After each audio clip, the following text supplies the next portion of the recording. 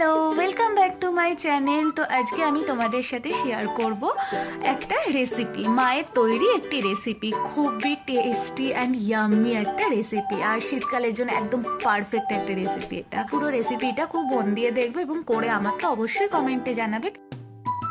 রেসিপির নাম হলো মটরশুঁটি দিয়ে চিকেন ঘুগনি। কি কি ইনগ্রিডিয়েন্টস এখানে ইউজ হয়েছে সেটা পুরোটাই আমি কমেন্ট বক্সে পিন করে দিচ্ছি, তোমরা অবশ্যই দেখে নিবে।